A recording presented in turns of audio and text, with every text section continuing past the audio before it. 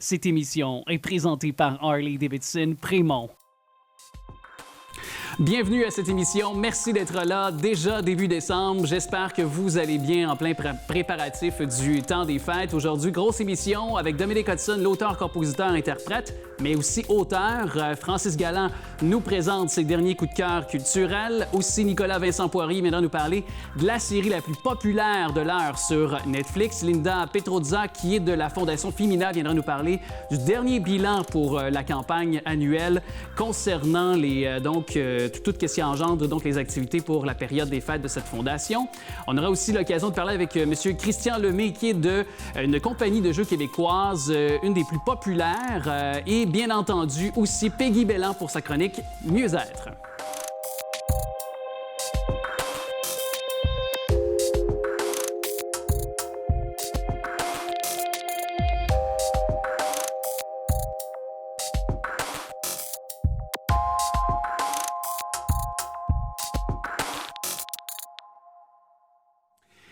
Peggy Belland qui est là pour sa chronique bien-être, santé bien-être. Peggy, merci d'être là. Hey, ça fait plaisir. Déjà en mode festive, tu fais pas de calendrier de l'Avent, tu fais pas ton 28 jours sans alcool? Oui, quand même. Je peux dire Avant que Noël. si on se rappelle de mes anciennes chroniques, on prend du chantopomme, n'est-ce pas? Oui. Mais quand même, le temps des fêtes, c'est pour célébrer. Il va y avoir beaucoup de normes sanitaires. On risque d'être 4, 6, même plus 4 que 6. Bien, en fait, au moment de se parler, ça peut changer. On a encore des questionnements, savoir comment, si le plateau descend pas en bas de 1000, ça, c'est des questions de santé publique, là, évidemment. Là, je veux pas mêler les gens non plus. Puis il y en a qui attendent ce moment-là. Oui. Mais je te parlais du défi 28 jours parce que je me suis imposé, moi, un défi 28 jours. Ah, bravo! Pas d'alcool avant Noël, avant le jour de l'an. C'est merveilleux. Je sais pas, c'est comme une question de Mais c'est bon de laisser filtrer. aller la tentation, là. Aussi. Et j'avais envie de partager, en fait, de parler des planches gourmandes. Ouais. Parce qu'on les connaît, mais je trouvais que c'était peut-être une belle option parce que j'imagine que ça nous tentera peut-être pas de faire la grosse dinde, toutes les tourtières et tout ça. Et en fait, je me suis renseignée auprès de Jean-François Plante, le chef Jean-François Plante. Donc, il m'a guidée pour la chronique. Donc, j'ai fait mon devoir. Puis je voulais aussi un petit peu inspirer les gens. Ça peut être des cadeaux qu'on se fait à moi de moi. Et je dois dire que je suis très content parce que moi, qui est un gars qui ne sait pas cuisiner, tu sais, c'est pas long, là, tu sacs des raisins sur une planche, un fromage, des olives, tout est simple de Mais ma même, planche que ce soit tes convives. ici, on va y revenir, là, est à travailler. Non, Là. C'est pour le dit de la cause. Donc, c'est vraiment pour avoir une élégance à la table. C'est simple. On veut encourager les produits locaux. C'est encore difficile pour nos commerçants. Donc, ici, tu vois, Alex, tu as une belle planche qui est faite par un artisan de Drummondville qui s'appelle Éric Laforêt. Donc, ça peut être intéressant d'acheter ça pour son couple, pour soi. Et on a aussi des beaux produits aussi québécois là, que je veux absolument parler. Ben oui, mais on les voit à la caméra présentement. Oui, là. Parle-moi-en d'ailleurs, présente-moi là et nous, pour les gens l'écoutent. Oui, ben en fait, il y a le vignoble Wayne Gretzky. Donc, c'est un vignoble canadien qui est dans le coin de Niagara. Moi, je suis allée là 2 fois. Je suis membre de leur club. Il y a un club Wayne Gretzky. Et on peut recevoir des bouteilles à la maison. Donc, c'est merveilleux. Ça peut être un beau cadeau qu'on fait à quelqu'un. C'est Niagara-on-the-Lake, là, dans ce coin-là. Exactement, à Niagara-on-the-Lake. Je suis déjà allé ici. Là. Et évidemment, bien ici à Laval, pour moi, c'est mon gros coup de cœur. Le château Taillefer-Lafont et leurs bulles sont tout simplement exceptionnelles. C'est à s'y méprendre. Je t'avoue, je les connais pas. C'est à découvrir. À découvrir vraiment, puis on peut acheter leurs produits en ligne. Donc, pour les planches gourmandes, ce qu'il faut se rappeler, par contre, si on est un groupe de 10 personnes, le premier conseil que Jean-François m'a donné, c'est vraiment important de respecter les normes sanitaires. Fait que je veux commencer par ça. Oui, c'est Autre très que important. c'est beau, élégant, c'est intéressant, c'est important que ce soit l'hôte qui serve les gens et Pas non avec... tout le monde C'est se ça. met les Puis pas mains avec dessus. l'ustensile, tu sais, les ustensiles qu'on utilise chacun, puis là, après ça, tu vas chercher ton morceau de fromage ou ton morceau, j'imagine, ça, Exact. tu sais, ça engendre... Ça ne respecte pas les C'est normes. ça, Donc, exactement. si vous faites des planches comme celle-là, donc vous respectez les normes sanitaires, c'est l'autre qui met à tour de rôle, met les produits dans les assiettes. Donc ça, c'était son premier conseil. Aussi, bien, faire des planches gourmandes, le grand secret, c'est respecter les thématiques. Okay. Donc, je ne sais pas si tu savais ça, Alex. Ben, non, tu me l'apprends, je t'avouerai. Oui, respecter les thématiques. Et Jean-François, d'ailleurs, il me donnait des exemples de thématiques. Je te donne un exemple à l'italienne. Donc, si on fait une planche à l'italienne, ben, on va mettre des champignons sautés marinés, des calmars, on va faire de la bruschetta, on va mettre du parmesan, des courgettes grillées. Tu sais, pour que ça soit clair que ce qu'on mange, c'est ça. C'est ça, exact. Mais puis donc, ça peut être, exemple, une thématique québécoise. On y met du bacon, du porc, Tu m'enlèves les mots de la bouche, exactement québécoise, et on peut mettre peut-être même de la saveur de l'érable. Aussi. Donc, on va en profiter pour mettre des choses, puis les faire colorer. Comme moi, ici, ma planche n'est pas correcte, parce que je vais être honnête avec toi. J'ai réussi à parler à Jean-François, puis mes ingrédients étaient achetés. En fait, si on fait une planche de fromage comme celle que j'ai voulu faire, c'est super important que les gens puissent se rassasier sans juste manger les fromages. Parce que là, j'ai des olives, j'ai des petites amandes, j'ai mes 2 fromages, j'ai le raisin. Oui. Mais qu'est-ce qui me manque? Un pâté. Un pâté, des figues. Comme ça, les gens vont être capables de se rassasier et ils ne vont pas aller dans les fromages directement. Et on parle de respecter les règles de distanciation sanitaire. Comment, justement, Jean-François, qu'est-ce qu'il propose aux gens, justement, pour s'assurer que ce soit juste l'autre? Est-ce qu'il y a il y a une manipulation, il y a une technique? Oui, c'est l'autre qui met les produits qu'on veut dans nos assiettes. Sinon, ce qu'il recommandait, c'était vraiment d'avoir chacun nos couteaux et vraiment d'avoir des assiettes individuelles et surtout ne pas faire, je vais utiliser un terme anglophone, le double dip. Oui, non. Pas de double dip. Non, de toute façon, dans bien des familles, ça passait pas. Tu sais, tu te retrouves avec un morceau d'un légume d'un autre, puis après ça, tu trempes ton morceau de légume dedans. Exact. On s'entend qu'il y a... Puis si on est environ 10 personnes, advenant le cas où c'est possible, ce qu'ils recommandent, c'est vraiment 3 planches. Donc, 3 bonnes planches, 3 thématiques. Donc, on est capable de se rassasier, puis on va passer un beau temps des fêtes avec nos planches gourmandes. Puis je voulais juste parler de Jean-François parce qu'il m'a dit quelque chose. Tu sais, je te parlais que je cuisinais pas super bien, là. Oui. Bien, pas super bien, mais que je prenais des cours à ce moment-là. Mais Jean-François va sortir un cours de cuisine en ligne dans une semaine, une masterclass. Ça va s'appeler la cuisine bistrot. Donc, on va pouvoir prendre des cours en ligne de cuisine. C'est merveilleux. Donc, ça va être sur son site jeanfrançoisplante.ca. C'est un beau cadeau à donner à quelqu'un. Toutes sortes de menus, j'imagine qu'il va donc autant des menus un peu plus... Tout bistrot, là, il reprend ses menus, mais je trouve que c'est un beau cadeau à donner à quelqu'un qui aime cuisiner. Totalement. Elle a acheté son cours. C'est un retour à la cuisine. Les gens ont eu cette envie-là cette année de revenir, de s'autosuffire, de prendre on le sait, de prendre des aliments de chez nous, ont eu leur potager, alors il y a un retour à la tâche. Je pense que c'est dans cette même courroie de transmission-là. Puis là, bien évidemment, il nous reste 3 minutes. Puis là, tu vas aussi nous parler déjà, on parlait de bouffe, mais aussi de tendance pour la consommation du temps des fêtes de par les Québécois, je pense. Tu voulais aussi nous parler. Oui, bien, en fait, là, j'ai parlé des produits tout à l'heure. Il y a les coupes de vin que j'ai pas parlé. Quand je disais de parler québécois, c'est surtout les produits. Les produits. Mais il y a ces belles coupes-là qu'on retrouve dans les Jean Coutu avec Chantal Lacroix. Donc, je sais pas si tu vois dedans. Elles sont festives. Oui, donc, je suis heureux, ta boute. Donc, dépendamment comment on se sent, on peut mettre son niveau de vin. Je les trouve magnifiques. Ils viennent dans une boîte, puis on peut donner ça à des amis. Mais ce que je voulais aussi parler, c'est que tendance, mode, ce que je voulais dire, c'est qu'on peut quand même se faire coquette. Donc, tu as remarqué que je me suis pas habillée comme ça pour rien, là. Tu t'es pas grimée pour rien. C'est ça. Donc, Noël. Et, tu sais, souvent, on se dit, il n'y aura pas beaucoup de monde. Mais pour vrai, moi, je suis ce genre de personne-là. Même si je suis à la maison, le matin, je me lève, je me maquille, je m'habille. Je trouve ça important. Bien, on s'en ça fait du bien à l'esprit. Oui. Là. On se met en mode festif, déjà. On dirait qu'il y a... C'est comme un habit. Tu sais, on passe en mode festif, juste en s'habillant comme ça, on se met en beau et belle pour la famille, les proches. On n'aime peut-être pas aller magasiner. C'est pas super intéressant ces temps-ci. Puis, en ligne, bien, peut-être qu'on n'aura pas notre robe à temps. Mais j'ai une solution. Vas-y donc. Donc, il y a une boutique qui est située à La Chute. Donc tu es de porte-parole, d'ailleurs. Oui, donc je suis ambassadrice. Ça fait un an. J'aime beaucoup les robes. Puis, effectivement, ça coûte cher au portefeuille. Puis, des fois, on la porte une fois, puis c'est pas écologique. Donc, je sais que Mademoiselle, c'est vraiment une solution pour louer des robes. Mais si on l'aime, ils nous la font un prix abordable aussi. Donc, il y a des bijoux, hein? Il y a des bijoux. Bijoux, accessoires. Donc, mais là, je porte une de leurs robes, d'ailleurs. Donc, super belle, d'ailleurs. Tu fait bien. Puis, pour le temps des fêtes, bien, ils font plein de promotions. On peut aller sur leur page Facebook.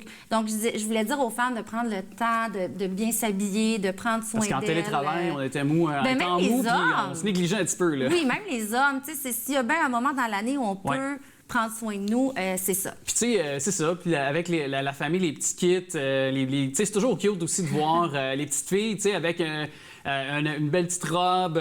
Toute la famille se met beau ou belle Ouais. pour le bien de la cause, pour le bien de le temps des fêtes qui s'en Exactement. vient. Bien, un grand plaisir, un grand merci. Puis déjà, notre avant-dernière chronique, celle-là, on te retrouve pour la dernière plus tard en décembre. Oui. Puis je te remercie vraiment d'être passé nous voir. Ça m'a fait plaisir.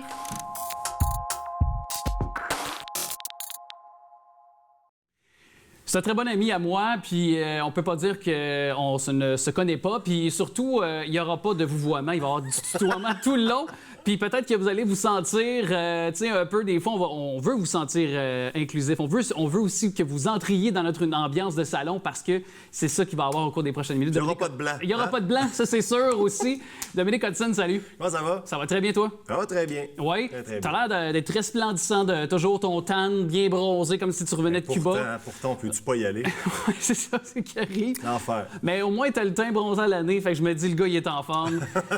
Et c'est ce que tu nous invites d'ailleurs aux couleurs de Cuba et dans ces saveurs, ces ambiances des années 50, avant la Révolution, aux abords de la Révolution, dans ce livre Casa de la Denza, complètement inspiré, dans le fond, de l'univers auquel tu nous convies depuis plusieurs années. Déjà, tu as ce souci de l'intégrité puis de respecter le peuple cubain avec tes disques Danza 1, 2, 3 et l'Ultima également, que tu as offert aux gens. Mais dans ce livre-là, c'est important pour toi de vraiment faire revivre l'ambiance, mais faire des recherches aussi pour respecter le peuple cubain.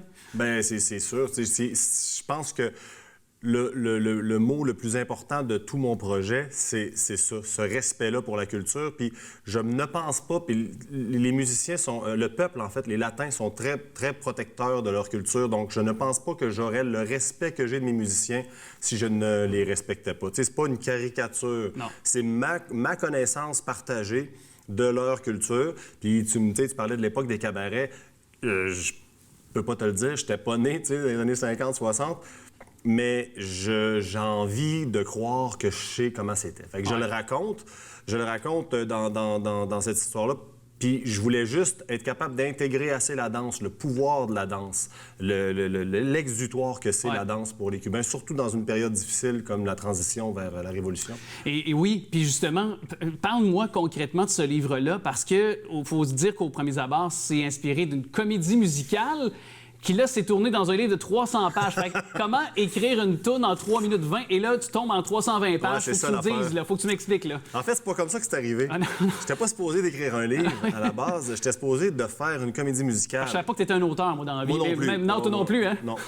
Peut-être un auteur de chansons. Oui. Mais, non, mais de livres, là. Oui. Non, je ne savais pas. Puis je ne pensais pas, de réussir, même si moi, dans la vie, j'essaye, puis on verra. Mais je ne pensais pas avoir autant de plaisir à le faire. Mais au départ, c'était d'intégrer toutes les chansons des albums, des 4 albums d'Anza, dans une comédie musicale. Raconter une histoire par les chansons des albums. OK, c'est le fun, mais tu racontes quoi? À quel moment tu mets Danza? À quel moment tu mets Je te veux encore? Puis, tu sais, Habana Baila. Donc, il a fallu que je me raconte. Mon histoire, elle existe depuis 2012. La petite fille qui est à Cuba, qui grandit, sa maman qui est une vedette de cabaret, puis là, la Révolution arrive, sa mère est un peu inquiète pour l'avenir de sa fille, puis les possibilités qui vont se pointer à elle, fait qu'elle décide de s'en séparer, de la faire fuir l'île de Cuba. Ça, c'est l'histoire du début. C'est une histoire déchirante quand même. Puis ce qu'il faut comprendre, c'est que c'est arrivé aussi. Les pensionnats, tu t'es inspiré d'une grande danseuse aussi, Alicia Alonso.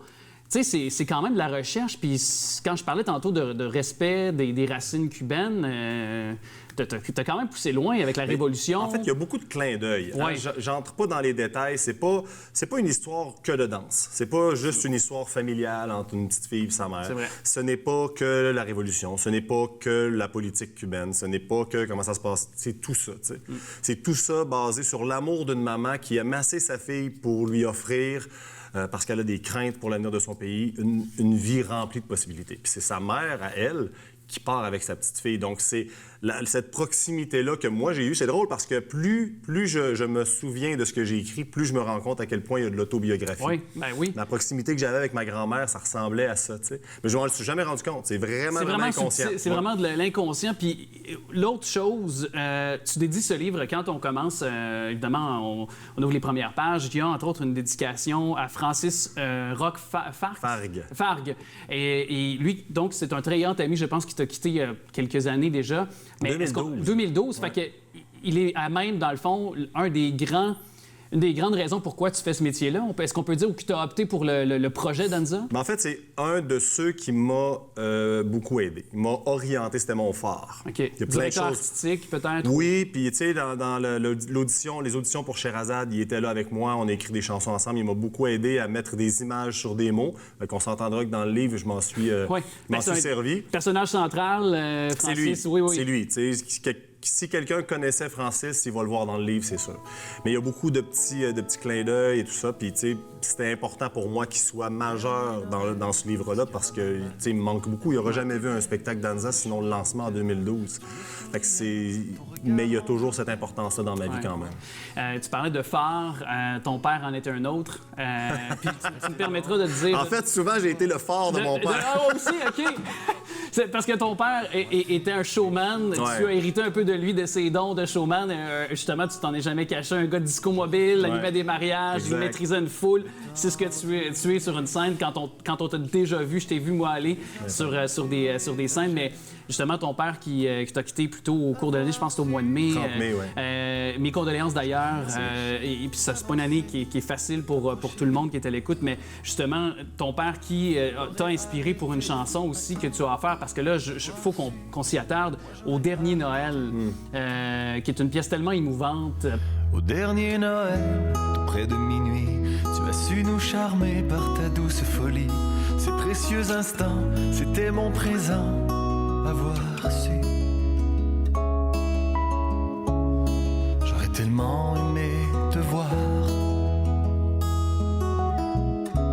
remplir les trous de ma mémoire. Peut-être déjaunir les couleurs de l'histoire. Toi seul en avais le pouvoir. Parle-moi de cette chanson-là qui est disponible actuellement sur les plateformes numériques notamment. Oui, absolument. Puis tu sais, j'étais pas capable d'écrire une chanson pour mon père. L'année passée, on a fait Donner avec Diane Cadieux. Je lui racontais à quel point c'était important pour moi d'ouvrir les portes de sa maison à Noël. Il y a des gens qui ont pas de place. Puis moi, chez nous, ça a toujours été ça. T'sais, mes parents sont séparés, mais mon père était le bienvenu dans la famille, pareil, pour venir réveillonner. On a des amis qui sont déjà venus réveillonner avec nous. C'est important. Moi, je trouve ça triste, quelqu'un qui est tout seul à Noël. Ouais. Donc, l'année passée, c'était ça. En racontant mon histoire à Diane Cadieux, elle m'a mis ça en mots. Puis l'expérience cette année était d'autant plus difficile que j'y ai raconté toute ma vie avec mon père.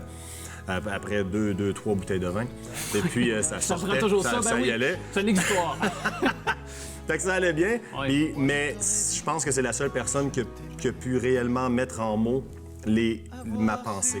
C'est drôle, elle m'a dit à un moment donné, elle dit, tu sais, j'aurais une idée autour d'une bière, tu sais, mais je te vois pas chanter ça. Je dis au contraire.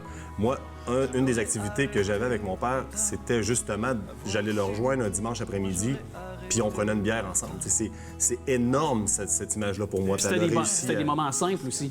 Ah, c'est toujours ça. Mon père, c'était le plus simple du monde. Puis c'est une chanson qui s'adresse d'ailleurs dans Monsieur, Madame, Tout le monde. C'est un message simple, mais si fort, si évocateur. Et toi, est-ce que tu as eu l'occasion de dire... Parce qu'il y a des gens qui nous écoutent actuellement puis qui, justement, vont être seuls à Noël et qui n'ont pas pu dire au revoir en pleine COVID à leurs aînés, à leurs grands-parents, à leurs parents. Il y en a qui sont décédés seuls. Ouais. Toi, tu as eu l'occasion quand même de pouvoir échanger les derniers mots avec ton père. Moi, je l'ai vu précieux, un peu. Hein? C'est précieux. Bien, absolument. Mais tu sais, il a été quand même... Ce qui m'attriste, c'est qu'il a été le mois de mars et avril, il a été tout seul, il n'a pas pu avoir de visite. Ça a été en mai qu'on a ouvert les portes. Mais tu sais, c'était une personne, et j'allais le voir, puis encore là, je cachais de la bière dans mon manteau. J'assume. Mais on était contents, même à l'hôpital, on prenait le temps de prendre une bière ensemble. Mais tu sais, c'est la chanson, quand j'ai parlé avec Diane, je voulais pas que ce soit juste pour moi, trop personnel. Je voulais que ça s'adresse à des gens. Puis tu sais, si le message peut être compris Ce que j'ai vécu avec mon père, c'est que quand j'ai vidé son appartement, j'ai découvert des albums photos. C'est de là l'image. Il y a une photo d'ailleurs qu'on voit à l'écran présentement qui montre le tout. Là. Ouais, ben, vous êtes unis, hein? C'était fort là. Oui, absolument. Mais c'est ça, c'est que je trouve que avoir su avant qu'il y avait ces albums photos-là, j'aurais aimé ça justement autour d'une bière, les ouvrir, puis qu'ils me racontent. Ça, c'était où? Ça, c'était à quelle heure? T'avais quel âge? Pourquoi on était là? Et ce moment-là qu'on a avec nos proches, on peut aussi les utiliser pour retourner dans nos souvenirs, ceux que nous, on n'a pas. Puis ça, ben, c'est avoir su avant, je l'aurais fait avec lui. Puis maintenant, en plus, avec des vidéos, avec Mon père, il y a des 8-tracks, des super 8. Des 8-tracks, des cassettes. Il y avait un gros magnétoscope avec VHS, un TP VHS. Mais y a-tu des vidéos de ton père à l'animation? Ben oui. T'as ça, t'as regardé ça, des parties. En patin à roulette, 4 roues, avec sa canne, son casque de pompier, il chantait l'incendie à Rio, puis il dansait un Charleston, c'est sus en avant des patins 4 roues, il dansait le Charleston. Un comique. Dominique Hudson, ça a été encore une fois heureux de te voir. C'est toujours trop court. Ben, c'est toujours trop court. Invite-moi plus pour 10 minutes. Je t'inviterai plus, je vais t'inviter pour un show complet. La prochaine fois. Attends ça, ce que tu dis. Je sais, mais là, t'amèneras ta guitare. Avec plaisir. Il faudra que tu viennes avec ta guitare. Et c'est Casa de la Danza. C'est un livre qui est sublime, qui va vous divertir durant la période des fêtes et la chanson Au Dernier Noël qui est aussi disponible sur les médias sociaux, sur les plateformes numériques. Un grand merci, Dominique Hudson. Merci, Alex.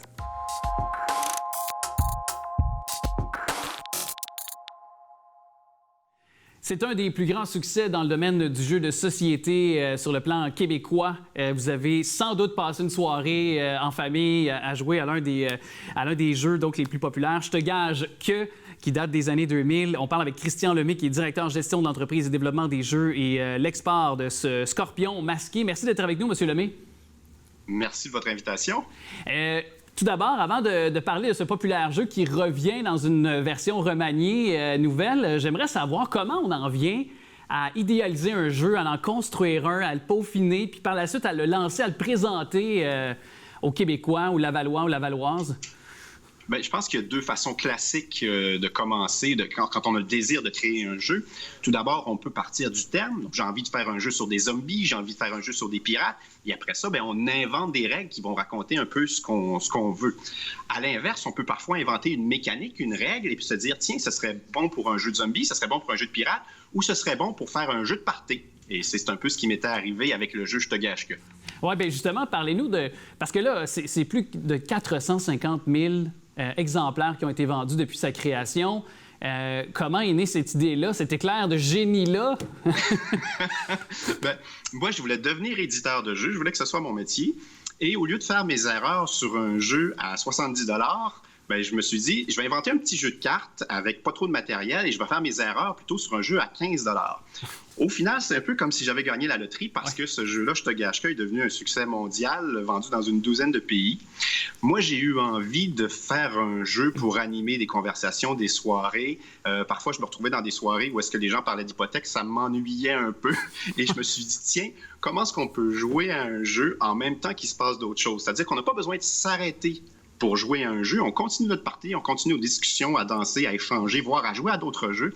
Mais en même temps, il y a un autre jeu qui se passe et comme ça est né Je te gâche que. Oui. Puis d'ailleurs, je sais pas, moi, je suis un très grand consommateur de jeux de société, puis je trouve qu'il y a un point de rencontre chez tous les bons jeux de société, chez tous les jeux qui sont très populaires. Je trouve qu'il y a un format pratique pour le transport, c'est des jeux d'interaction qui sont originaux, il y a une possibilité de changer de carte, justement, si un défi n'est pas dans le contexte de Je te gâche que n'est pas réalisable. Je trouve que les jeux qui, dans le temps des fêtes, on les ressort d'année en année, qui deviennent des incontournables du temps des fêtes, c'est ce genre de jeu-là. Est-ce que vous avez voulu, pour la nouvelle version, la version 2.0, je vais le dire comme ça. La version que j'ai dans mes mains ici, que vous avez dans les mains, de celle que vous avez vue, que vous avez eue par le passé. Oui, la version que vous avez dans les mains pour la nouvelle version, est-ce qu'elle est comme la première version? Est-ce que vous avez peut-être renouvelé, revampé le jeu pour l'occasion?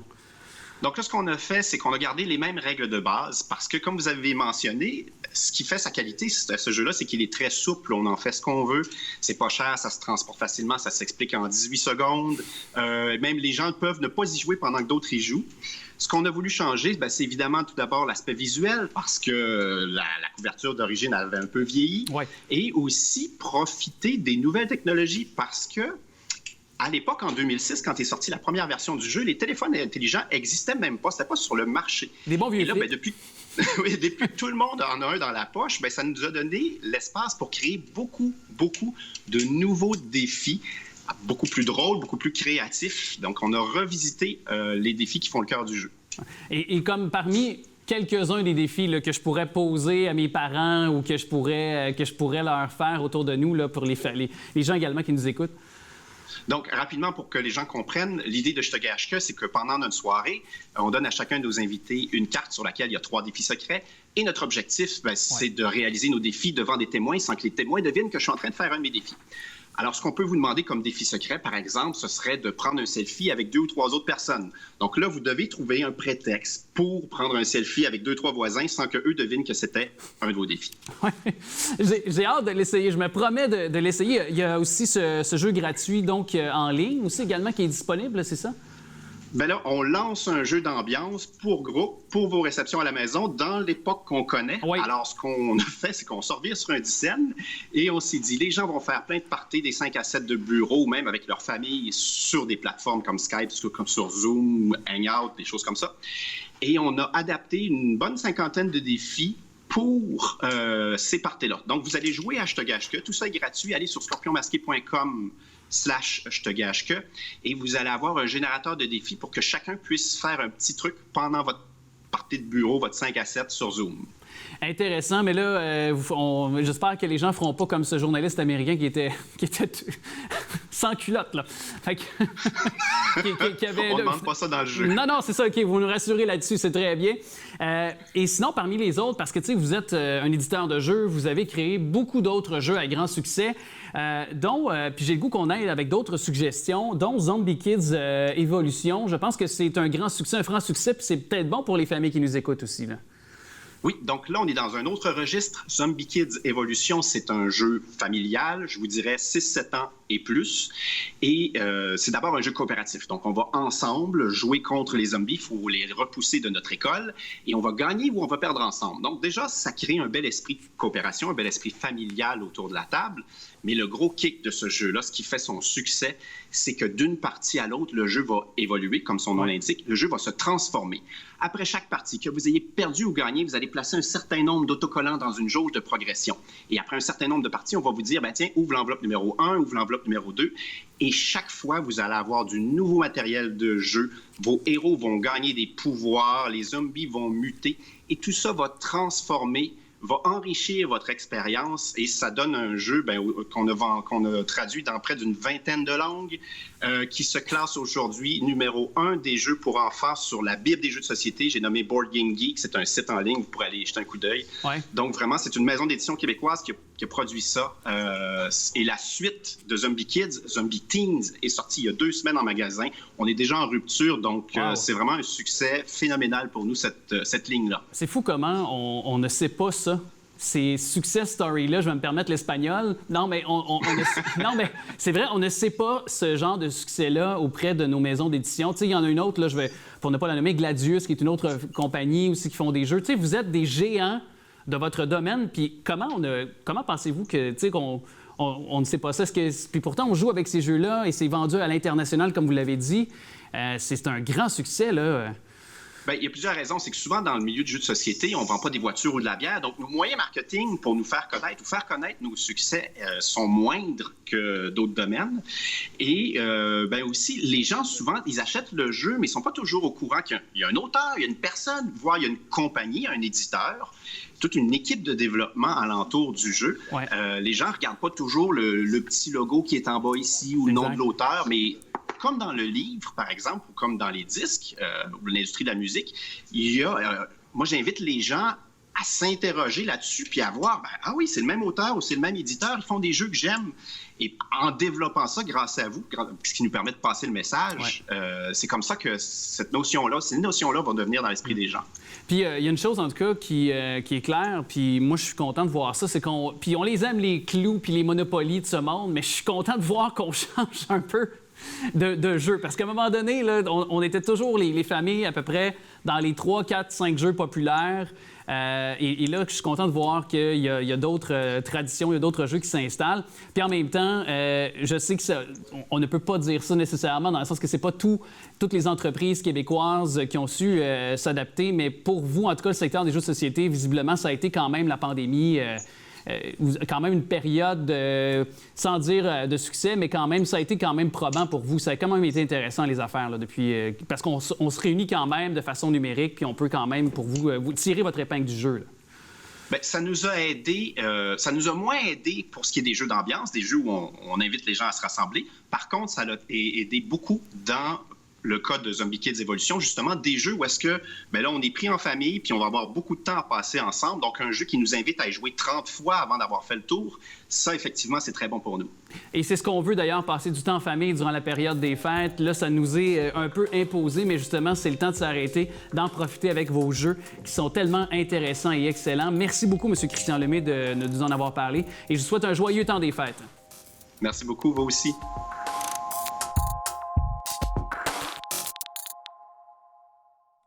Collecte de cadeaux pour la Fondation Femina qui s'est terminée le 20 novembre dernier. Et justement, on en parle tout de suite avec celle qui est la fondatrice et présidente de la Fondation Femina, c'est Mme Linda Petrozza. Bonjour, Mme Petrozza. Bonjour. Merci d'être avec nous. Merci de me recevoir. Bien, ça fait grand plaisir. Vous l'avez compris. La mission, d'ailleurs, le slogan de la Fondation Femina, c'est « Comprendre, agir et soutenir ». Et vous le faites depuis 5 ans de cette façon, de multiples façons qu'on pourra recadrer dans l'esprit des gens. Mais parlez-moi tout d'abord de cette collecte de cadeaux de Noël. J'entends parler de différents moyens pour amasser de l'argent, pour soutenir les familles dans le besoin durant la période des fêtes. On me dit que cette année, l'appel des gens a été entendu, la générosité est au rendez-vous. Est-ce que c'est le même constat que vous faites, vous, de votre côté, avec cette collecte de cadeaux de Noël? Absolument. Donc, au cours des dernières années, la première collecte, comme vous avez dit, a eu lieu en 2016. Et puis, à tous les ans, on arrive à desservir plus de maisons et on obtient plus de cadeaux. Ça étant dit, cette année, lorsqu'on s'est assise pour voir ce qu'on allait faire et de quels moyens qu'on allait organiser notre collecte de cadeaux de Noël, il y avait zéro question pour nous qu'on laissait tomber, malgré le contexte de pandémie. Donc, on s'est réinventé. La collecte a pris une différente tournure cette année que dans les années passées.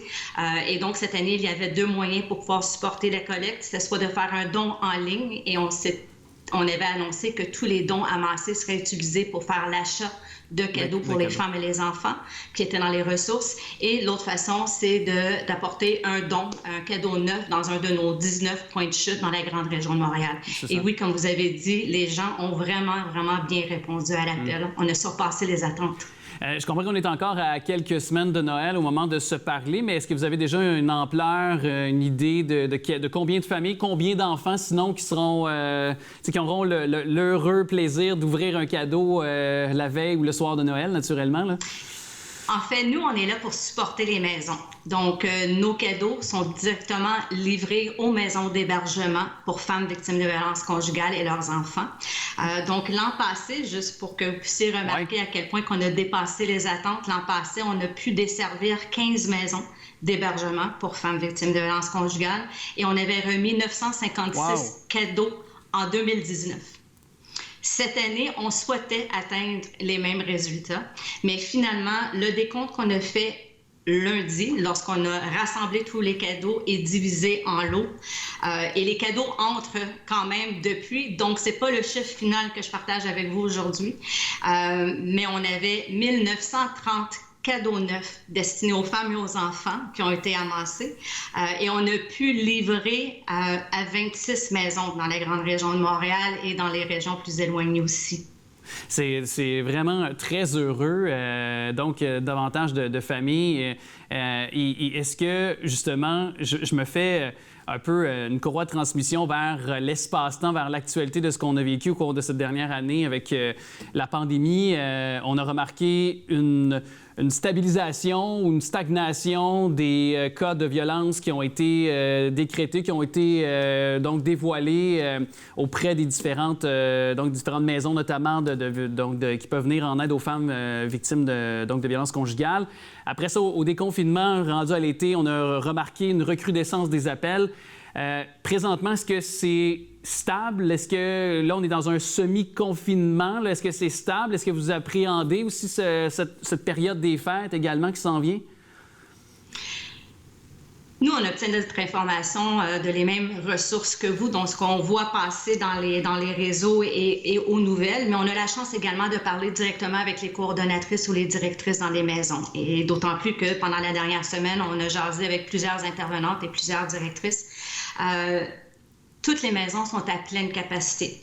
Vous comprendrez aussi que pendant la pandémie, les maisons, malheureusement, ont dû réduire leur capacité justement pour respecter les consignes. Donc, il y a moins de femmes qui sont permises dans les maisons, ou moins de personnes qui sont permises dans les maisons justement pour assurer la sécurité de tout le monde. Et toutes les maisons avec qui nous avons parlé sont à pleine capacité en ce moment. Elles sont ouvertes. Et bien évidemment, à toutes les années, et aujourd'hui, les facteurs sont plus présents, mais à toutes les années, pendant le temps des fêtes, ce qu'on voit souvent arriver, ou ce que les maisons nous disent, c'est qu'avant le temps des fêtes, les femmes vont quitter pour retourner dans leur milieu et dans leur maison. Surtout celles qui ont des jeunes enfants. En fait, on a parlé avec une directrice de maison quand on lui a remis son lot de cadeaux en fin de semaine, qui nous disait qu'il y avait justement une femme qui était hébergée dans la ressource avec ses 7 enfants, qui a décidé de partir et retourner chez son conjoint. Ce qui arrive souvent, c'est qu'après le temps des fêtes, les femmes reviennent dans la ressource parce qu'il y a eu un élément déclencheur pendant le temps des fêtes qui a fait en sorte qu'elle s'est bien rendue compte que la situation n'avait pas changé. Donc, c'est à peu près ce qui se passe à toutes les années. Aujourd'hui, avec la pandémie, ça risque de peut-être être un peu pire que ça. Ouais. Et en tout cas, on espère que justement les gens autour, la famille sera là pour écouter et justement peut-être faire une sorte de prévention ou en amont être là pour justement aller aux ressources et soutenir ces personnes-là qui sont dans le besoin. Puis justement, parlant de soutenir, ça fait partie de votre slogan, la Fondation Femina, soit comprendre, agir et soutenir. Puis peut-être pour rappeler à l'esprit des gens qui peut-être auront besoin de vos services. Et donc, qu'est-ce qu'il y a derrière ces 3 mots-là, derrière le mot Fondation Femina, mais justement derrière ces 3 mots-là que sont comprendre, agir et soutenir pour les gens qui nous regardent? Oui, c'est sûr que nous, étant une fondation qui a comme mission d'aider les maisons d'hébergement pour les femmes victimes de violences conjugales, notre désir, c'est de leur donner des ressources financières et matérielles pour pouvoir aider le plus de femmes possible. Donc, on n'est pas là pour aider la femme directement. Par contre, par notre mission qui nous touche vraiment beaucoup, c'est sûr que si on est capable de sensibiliser les gens de la communauté, de porter une attention plus particulière pendant le temps des fêtes, maintenant qu'on a la chance de rencontrer ces femmes-là dans des rassemblements et de voir les signes. La mission de la Fondation, c'est comprendre, agir, soutenir. Donc, nous, c'est de comprendre les besoins des maisons d'hébergement et des femmes, d'agir, donc mettre à l'avant des projets qui vont réellement faire une différence et par la suite les mettre en application pour pouvoir aider les maisons afin d'aider le plus de femmes. Donc, le message que je donnerais à la communauté, aux gens qui nous écoutent vraiment, c'est de porter une attention très particulière et être sensible aux petits signes qui peuvent nous mettre la puce à l'oreille, comme quoi que la femme aurait besoin d'assistance et d'aide et des ressources. Tout à fait. Et merci encore de faire ces projets, justement, qui sont tellement signifiants et significatifs aussi pour bon nombre de femmes et de familles, d'enfants durant cette période des fêtes qui s'en vient. FondationFemina.ca pour avoir davantage d'informations. Madame Melinda donc Petrozza, fondatrice et présidente de la Fondation Femina, merci beaucoup d'être passée pour nous en parler de ces beaux agissements et je vous souhaite de joyeuses fêtes d'ailleurs. Merci. Merci encore pour l'invitation et joyeuses fêtes à toute l'équipe aussi.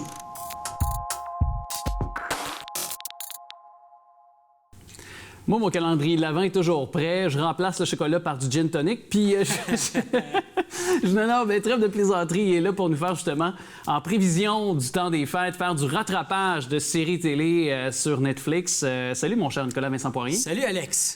Oui, on aura le temps, justement, durant la période des fêtes, puis parce que c'est la série la plus populaire actuellement sur Netflix et une des plus visionnées de tous les temps, d'ailleurs, par ce support-là. C'est la mini-série originale de Netflix la plus visionnée jusqu'à présent. Puis cette série-là a été sortie en octobre 2020. Donc, c'est très récent, là. Oui. The Queen's Gambit. Et d'ailleurs, là, vous avez peut-être été témoin de cette série-là dans vos choix, dans vos listes de préférés, là, ou qui vous suggèrent sur Netflix. Et quand tu vois ça, pour vrai, tu t'attends à rien. Avouons-le, parce qu'il n'y a pas de tête d'affiche non plus qui fait partie du générique de la distribution. Et surtout, c'est à propos d'échecs. Un jeu que, bon, c'est moins populaire que beaucoup d'autres jeux, disons. Et moi, je ne connais absolument rien aux échecs. Donc, quand j'ai vu ça, quand Netflix m'a suggéré ça, je me suis dit, mais qu'est-ce qui se passe? Netflix, l'algorithme est brisé. Moi puis Netflix, on a une relation de 10 ans. Ça fait que, tu sais, je m'attends à ce que Netflix... plus longue vie, d'ailleurs. Oui.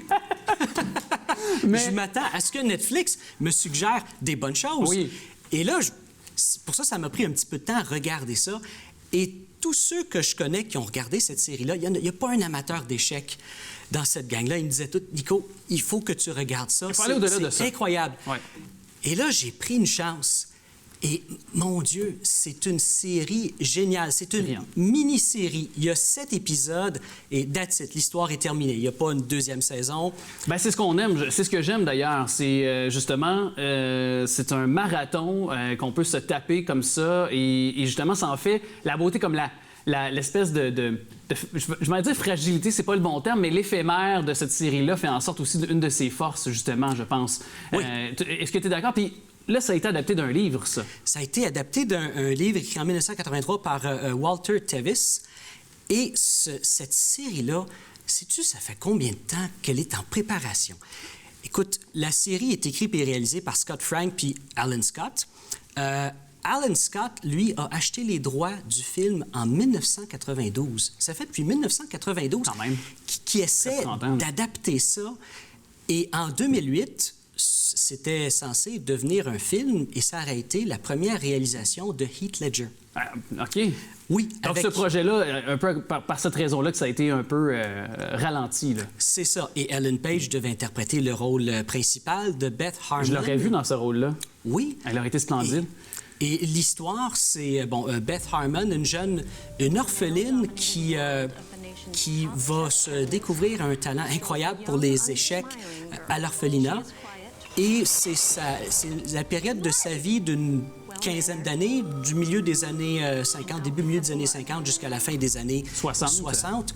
Son évolution dans le milieu des échecs. Mais il faut dire qu'elle est née de parents, en tout cas, du moins, sa mère semblait être une femme très intelligente, troublée en même temps, puis aussi avoir un don pour les mathématiques. Et on le voit qu'elle a un don naturel déjà à l'école, semble comprendre. Puis souvent, quand on parle d'échecs, on n'est jamais bien loin des mathématiques, selon ce que j'ai pu apprendre davantage dans la série, mais en lisant un peu là-dessus, parce que ça m'a vraiment intéressé aux échecs. Puis, mais au-delà de ça, ce que je trouve aussi intéressant, c'est une fenêtre et c'est une explication très réelle sur cette époque-là où c'était la période de dépendance, entre autres pour elle, aux anxiolytiques, le sexisme.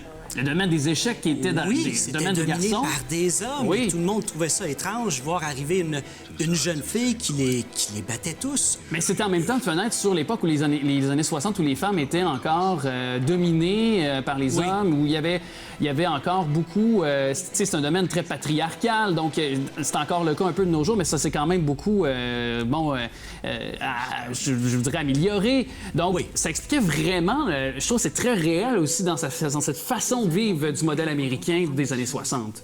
Tout à fait. Et surtout, un personnage comme ça, comme Beth Harmon, j'ai rarement vu ça dans une série ou dans un film. Et il faut dire que l'auteur s'est basé sur Bobby Fischer, qui est un champion des échecs, pour créer ce personnage-là. Et on voit toutes ces failles à travers cette série-là. Bon, elle a des problèmes de consommation, d'alcool, de pilules. Elle est un peu... On comprend qu'elle est un petit peu mésadaptée socialement sur certains aspects, mais en même temps, on s'attache à elle parce qu'elle a du bon en elle. Elle a profondément du bon. Elle n'a aucune méchanceté, juste un petit peu mésadaptée. Ouais.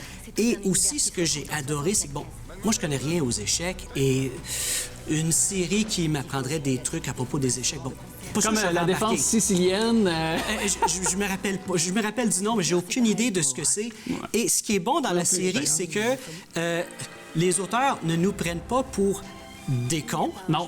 Dans le sens... Puis en même temps, on veut pas nous instruire nécessairement par rapport à ça. On nous dit rapidement qu'est-ce que c'est. On le sait, on comprend, tant mieux. On comprend pas, c'est pas grave. Les amateurs d'échecs... Comme tu ne l'es pas, comme tu l'as dit, tu vas être capable de comprendre quand même les notions, les règles de base. On suit. J'ai aucune idée qu'est-ce qu'elle fait, qu'est-ce qu'elle joue quand elle joue tel pion de telle façon. mais c'est intéressant et c'est toujours un moment intense. Et les amateurs d'échecs, ben, ça a eu des très bonnes critiques sur Rotten Tomatoes. Sur le Je pense que réalisme, c'est ouais. 100% d'appréciation. Oui, au niveau du réalisme et aussi Bruce Pandolfini, celui qui a été consultant, un des consultants pour le roman de 1983, qui a justement trouvé le titre, Queen's Gambit, a aussi été consultant pour la série. Intéressant, ça. Et donnons quand même tout ce qui lui revient à cette Anya Taylor-Joy qui... Elle est excellente. Est-ce que on pourrait mettre un petit 2 déjà en avance sur un Golden Globes, sur peut-être une série, tu sais, vraiment récompensée dans les grands galas américains? Ça va être une des séries qui va être les plus récompensées pour les prochains Golden Globes. J'en suis persuadé. Écoute, 100% d'appréciation sur Rotten Tomatoes. Qui est une référence dans le domaine des films et des séries télé. Là. Sur IMDb, c'est classé dans le top 100 des séries les plus appréciées jusqu'à présent, au niveau 70-75. Et moi, j'ai absolument rien de négatif à dire sur cette série-là. Des fois, il y a toujours des longueurs quand tu regardes une série, puis veux pas. Hey. C'est quand même une œuvre de, 7h30 que ça dure, tout ça ensemble. Ouais. Je n'ai rien trouvé de négatif. Parlons de longueur. Parce qu'on a encore du temps, puis c'est pour ceux qui puis ils vont peut-être le réécouter parce que c'est un classique en couple à chaque année dans le temps de Noël. D'ailleurs, toi et Amy, c'est sûr que vous êtes sur le divan à écouter ça. Amy, c'est ton chien. Ben collé. Love Actually. Love Actually. Oui, de 2003. Pourquoi j'en parle? Parce que dans la série de Queen Gambit, j'ai fait non mais oh my God. J'ai fait non, c'est Thomas Brody Sangster de son nom qui joue un champion d'échecs. Je ne brûlerai pas trop de punch, mais qui en vient aux prises contre la jeune Beth Harmon, justement, de qui il va avoir donc plusieurs échanges durant la série. Mais je me suis dit, c'est pas le petit drummer, c'est lui qui jouait de la batterie dans le film de Love Actually. Et moi, à chaque fois que je le vois, c'est plus fort que moi, je l'imagine toujours dans Love Actually. Je le regarde aux échecs, lui qui est un champion d'échecs, puis je me dis, mais non, tu devrais être en train de pratiquer ton spectacle pour l'école. C'est vraiment plus fort que moi. Il y a des acteurs comme ça. Oui. Il y a des acteurs un peu comme Macaulay Culkin, justement, pour reprendre un autre film qu'on voit ces temps-ci, Home Alone, Maman, j'ai arrêté l'avion 1-2. On dirait qu'on l'associe, son visage est encore associé à ces deux films-là, même s'il a 40 ans. Il a encore le même faciès, le même visage un peu très jeune. Donc, pour moi, je l'associe encore à cette œuvre-là. Mais non, ma foi, il a vraiment le physique de l'emploi. D'ailleurs, il est très créatif avec son petit chapeau de cowboy. Oui, il y a un look particulier, puis il y a des éléments... Ça reste un peu mystérieux. Il y a plusieurs éléments qui sont mystérieux dans la série, comme à un moment donné, on voit rapidement que son personnage a un couteau sur lui. Bon, je ne dirais pas ce qui se passe par la suite, mais... En disant pas, je suis pas rendu là dans la série. C'est très, très rapide, mais juste cet élément-là et d'autres éléments, il y a quand même beaucoup de mystère et c'est parfait comme ça. Et je pense que c'est une des raisons pourquoi elle est si appréciée. Si on enlève le personnage de Beth Harmon, qui est absolument excellente, si on dit absolument tout et on dévoile tout, en général, c'est là que... Pas que les gens apprécient moins, mais on en sort un peu trop satisfait. Quand on en sort un peu trop satisfait, on n'a pas le goût seulement d'en reparler ou de peut-être le regarder encore parce que tout a été dit, il n'y a plus de mystère. Dans cette série-là, il en reste. Bien, et là, tout a été dit parce que c'est tout le temps qu'on avait. Mais je te reprends la semaine prochaine pour d'autres chroniques. Je t'impose de nous faire une suggestion de film de Noël, tes préférés. Die Hard. Die Hard, oui, je sais. Mais on en reparlera. Mais j'aimerais ça que tu me sortes une liste ou deux ou quelques films de Noël qui sont peut-être nouveaux cette année. Je sais qu'il y a eu quand même quelques nouveautés sur Netflix. Je te mets au défi, tiens, pour nous en reparler. Parfait. Peut-être que c'est dans mes gènes. Ma mère est devenue cinglée. Elle l'est devenue ou elle l'a toujours été? Je sais même pas si je suis assez bonne. T'es la meilleure qui soit. Tu as un talent inouï. Mais tu devras en payer le prix.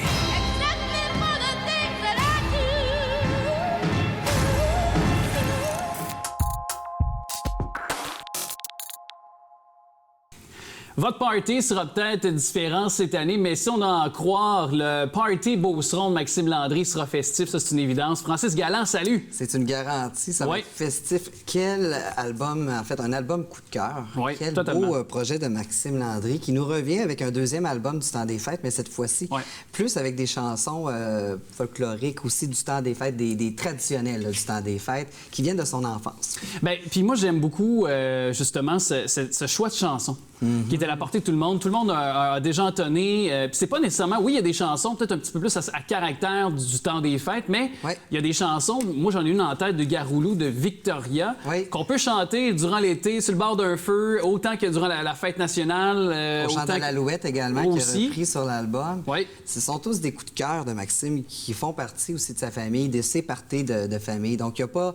Je lui demandais le choix, la sélection des chansons a été une évidence pour lui parce qu'il a vraiment puisé dans ses souvenirs familiaux. Mais je pense que c'est la famille un peu autour de lui qui lui ont donc quasiment forcé à faire cet album-là, je pense. Oui, et d'ailleurs, sa famille est sur l'album et certains de ses amis. Il a fait venir en studio des gens qui sont importants pour lui, pour leur donner en fait la chance de chanter avec lui en même temps. Mais l'expérience de vivre, de recréer en fait le party Beauceron de Maxime de son enfance. Bien, parle-moi justement de ces collaborations-là aussi dignes de mention, dont deux frères. Aiko, je crois. Hugo Frey qui a chanté ça aux premiers abords dans les années 60 ou 70, là, ma mémoire flanche sur la sortie, mais bref. Il y a Patrick Normand qui l'a fait aussi sur le plan québécois notamment aussi. Mais parle-moi de cette collaboration-là parce que j'imagine qu'elle est fructueuse. Ou...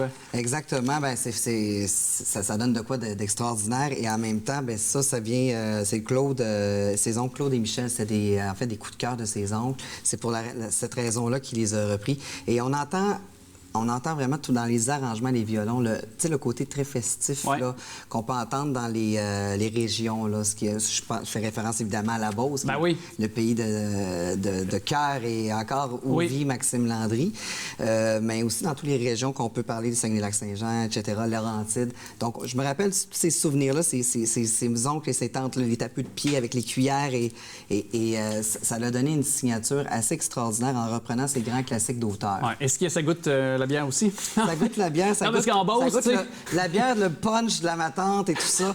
C'est un plaisir garanti. Et ce que je dois dire aussi, Maxime a toujours une touche à lui, ses interprétations. Et Maxime a vraiment su reprendre, même si on entend les chansons un peu plus, je dis traditionnelles, le faire à sa façon. On reconnaît Maxime Landry qui s'est approprié toutes les chansons. Je suis d'accord et je suis content que tu l'amènes aussi parce qu'effectivement, on le sait comme un chanteur à voix, comme un chanteur capable d'avoir un large puis de grandes possibilités vocales.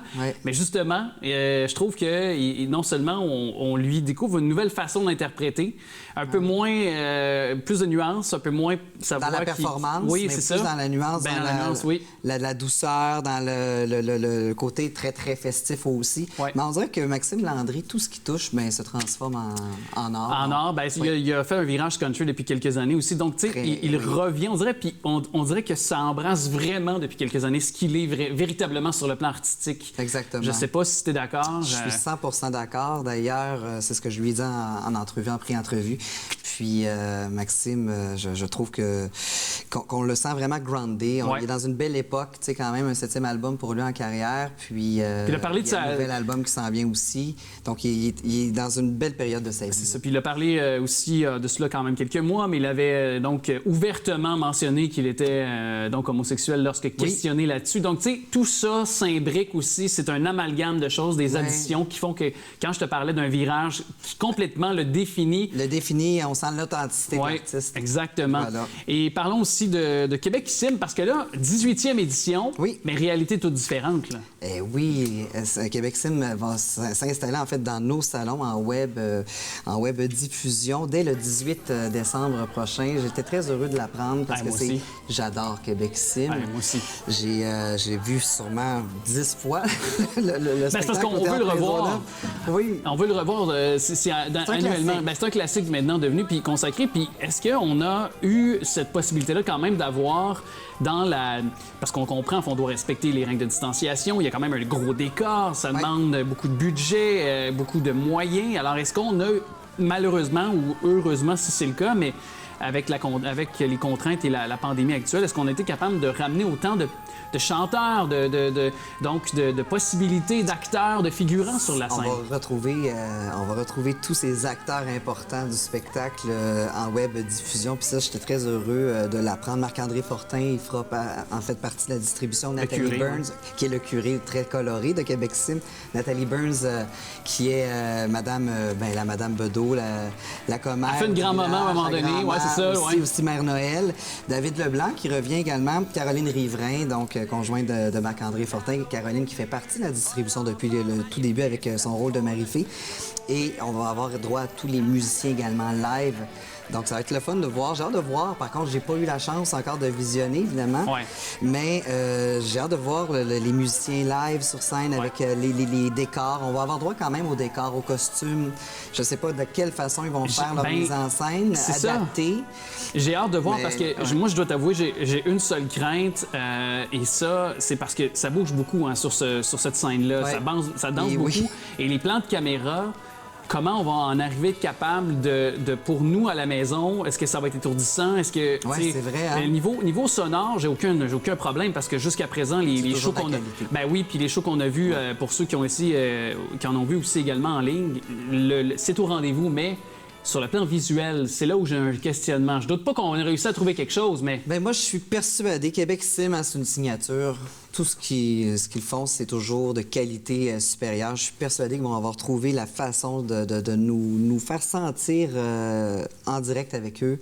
Puis c'est capté par White Box Play également, la plateforme, quand même, qui est de grande qualité. C'est déjà rassurant. Faut dire aussi, j'ai parlé dans la distribution, il va quand même avoir les enfants de Véro et lui également. Oui, Delphine et Raphaël, je pense. Exactement. Toujours, en fait, pour une deuxième ou troisième année. Ça fait plusieurs années qu'ils sont associés au spectacle. Mais je suis persuadé que Pierre Doré et son équipe vont faire en mesure que le décembre de Québec Sim va être magique même dans notre salon. Et dès le 19 décembre? Dès le 19 décembre. Donc, disponible sur la plateforme. En fait, vous allez sur lapacedesarts.com. Également sur québecisim.net. Donc, tous les infos y seront. Et je pense que ceux qui avaient... Parce que vous étiez peut-être déjà, puis d'année en année, il y a un succès, puis les gens achètent leur billet en avance. Fait que déjà aussi, il faut dire que si vous aviez... Votre accès, à la prévente, l'accès, vous allez être honoré dans les prochains jours par courriel. Vous allez avoir déjà les liens pour visionner le spectacle.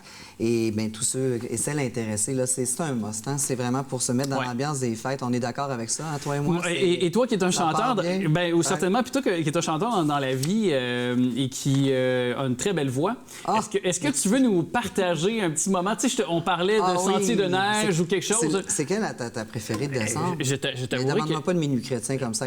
Non, quand même, puis je veux pas faire non plus exploser les vumètres pour la régie, mais peut-être aussi se préparer à la régie parce que tu vas peut-être chanter un peu plus fort. Je sais pas, le Sentier de neige, parce qu'on n'en a pas encore, puis on en veut de la neige pour Noël. On se laisse sur ça, le Sentier de neige. Le Sentier de neige couvrant la vallée. Il joue du violon. Et sur son cortège, des sapins gelés. Et restez bien sage, témoin d'un baiser, que sur son visage, je t'avais volé. Yes! Voilà! Bonne écoute, bon merci beaucoup. Merci à toi. Je te dis à très bientôt. À bientôt.